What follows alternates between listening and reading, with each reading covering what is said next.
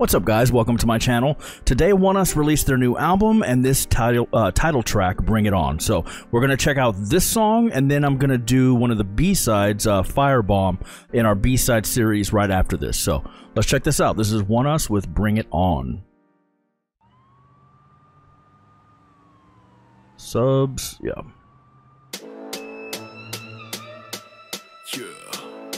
Yeah.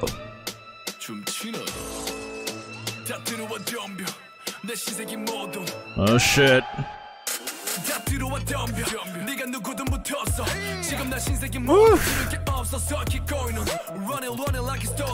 Hold on.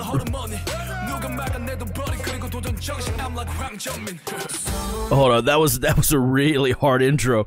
But what threw me was the bass and the drums are very tight, right? It's just this tight groove. And for some reason, it's giving me like Grand Theft Auto vibes for some reason with that beat and the bass line itself. But the bass also did some cool things too, because instead of just doing a slide, right? You know, we know the bass lives down the middle. Instead of just doing the slide down the middle, the bass actually slid out of the middle to the right and to the left ear. And then shortly after that, it did little stabs like doot, doot, doot, doot.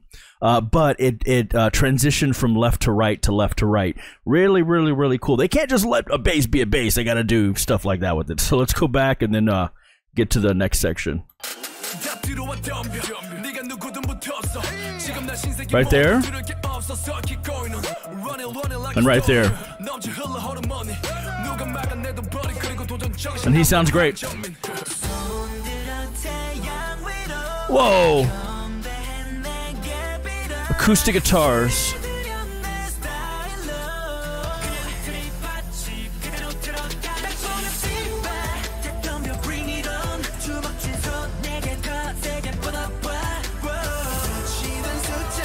It's nice.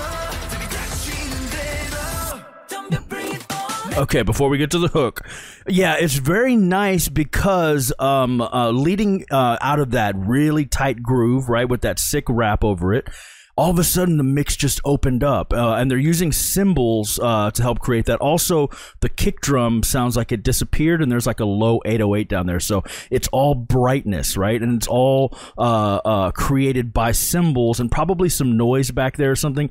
It sounds like it's a ride or maybe a crash, but more than likely it's a ride.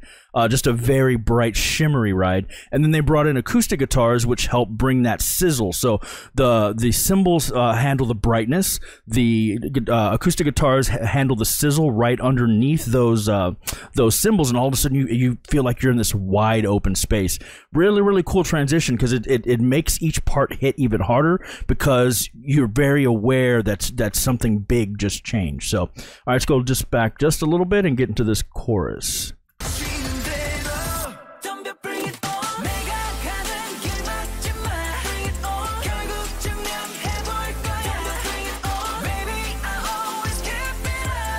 Cool.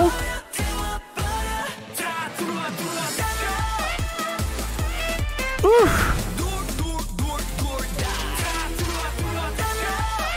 That horn. Okay. Before we get into the second verse, holy shit. I don't know. I'm gonna wait to comment on the first section of the chorus. It's fine. It just didn't hit the way the second half of the chorus hit. They kept the brightness there, so the brightness is it's still bright on the top.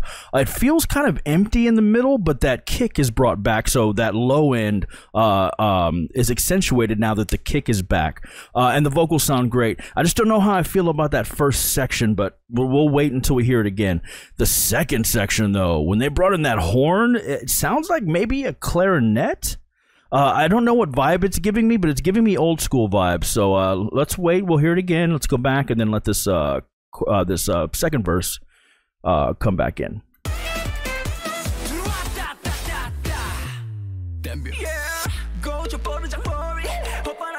Whoa! That was sick. And again, we went from big and bright down, just it sucked back into that groove section with that 808. Let's go back. That was a short section. Let's hear that.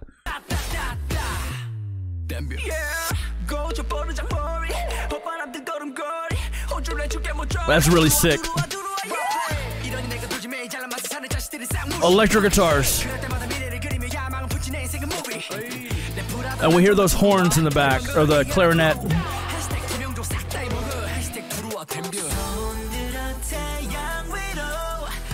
Bright and open again.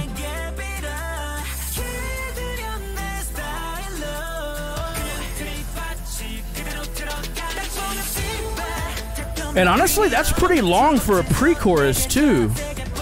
It works, but it's long.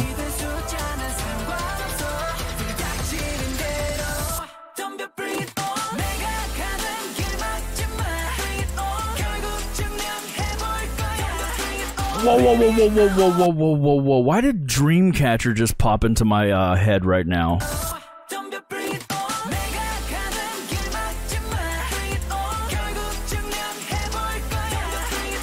It's the beat. So this is reminding me of Dreamcatcher's Because. Because what does she say? Because I love you, or because I want you. This first chord and then the second chord, it sounds like they're in that same area where the chorus in Dreamcatcher's Because lives. It's also the beat too, because the beat feels the same too.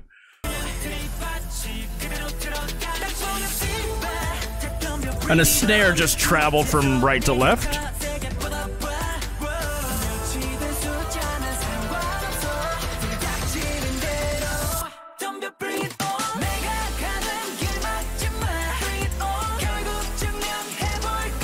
Yeah, it just has that kind of vibe.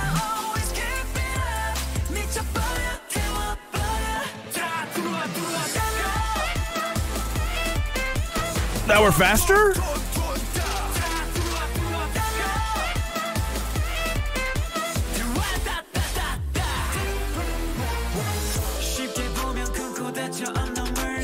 Okay.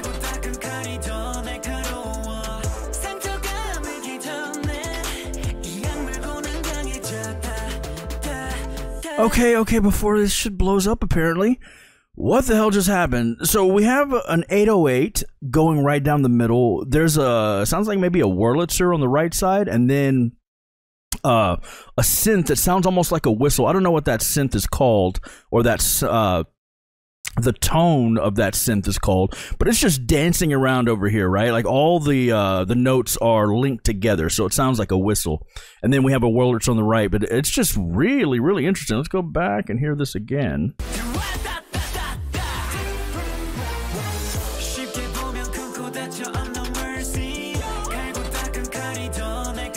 And even there's been so many sounds. Like I pointed out, the bass in the beginning, and also that snare roll that just came out of nowhere, going from right to left. They're doing a lot of things with the stereo field, right? So you have left and right, full left and right. Then you have the phantom middle, right, where drums, vocals, or kick, snare, bass, and vocals live.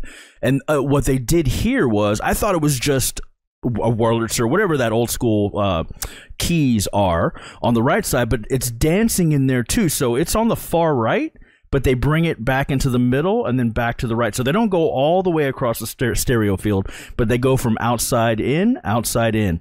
Really, really, really interesting, which is what makes it feel not overwhelming, but it makes it more interesting because those things are breathing and living inside of that. They're just not playing sounds, which is really, really cool. Listen for the movement. Then back out.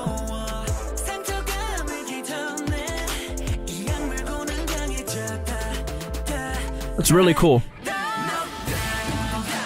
Oh shit. Oh, it's right.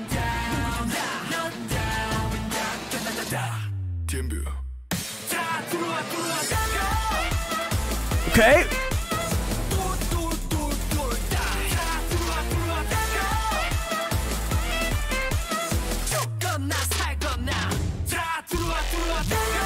Whoa, they scared me there.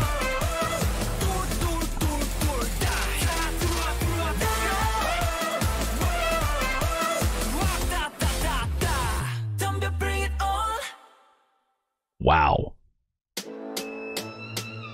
We're not done.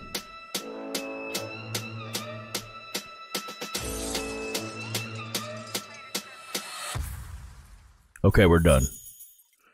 Woo, that was a lot. Still not done. Okay. Probably leading into whatever's next. Okay. The song, the real standout for me was that horn. It sounds like a clarinet. It gives me like Jewish traditional music vibes for some reason. I wonder if it's a sample from something like that. It's also giving me like 1920s American jazz, you know, that used to happen back then. It's just a really, really, really nice sounding horn. The song itself, whoa, there's just so many different things. It's not overwhelming in the sense of there's too much. I think it was done in the K-pop way, but it's a little bit more than I need. Like, there's just so much. I'm just like, wow, how many different things, right? And I think it has to do with the energy as well. The definite standout for me are the verses themselves and the second half of the chorus. The first half of the chorus was growing on me. It felt like it hit a little bit harder the second time around. I don't know if they changed something about the beat to step it up a little bit, but it did hit harder the next time. So this is definitely playlist. I don't know if it's a song that I'm just going to listen to and I'm just chilling, you know, right?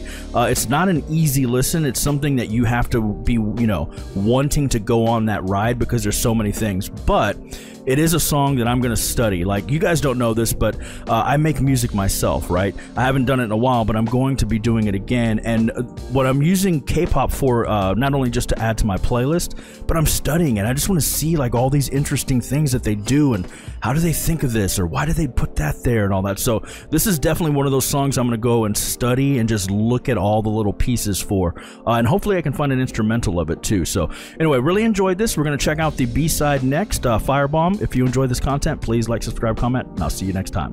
Peace.